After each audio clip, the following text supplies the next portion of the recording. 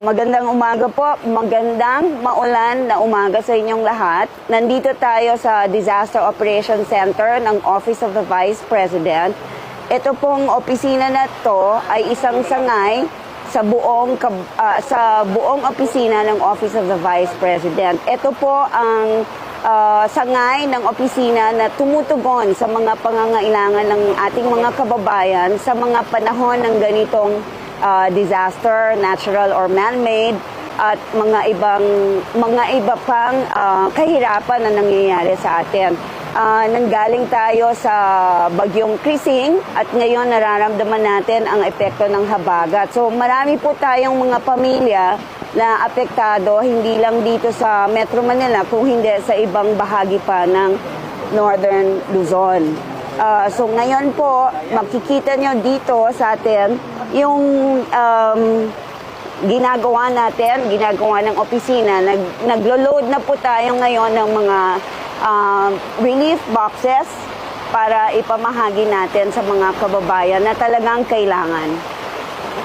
Ma'am, ilan po mga areas po ang siniserve natin ngayon sa disaster operating centers po? Can we give a figure or isa po mga exact mga location po ang siniserve siya ngayon ng DOC ng habagat? Of course, unahin natin yung pinakamalapit dito sa Metro Manila kung saan yung location natin dito sa gitna ng Quezon City, no? So marami dito sa paligid-ligid lang na nangangailangan ng tulong pero makakaabot po at in fact nakaabot na tayo hanggang sa Pangasinan para magpadala ng tulong. Ma'am, ilang boxes po or meron po ba tayong figure kung ilang libong mga tao ang nasusunod ng DOC, ma'am? Sisilbihan 355,000 families ang saserbisyohan natin ngayong araw na ito. Yun ang accomplishment. Ano lang? Accomplishment. Ang mga nagawa na natin. Wait lang. So sige, bigay muna natin kung ano yung mga nagawa na natin before tayo pumunta doon sa ngayon.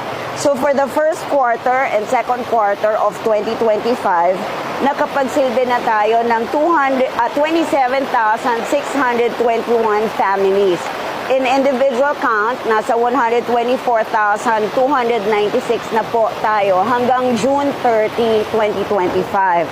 Ang mga missions po na napuntahan natin ay 17 at ang relief distributions natin nasa 72. For this year,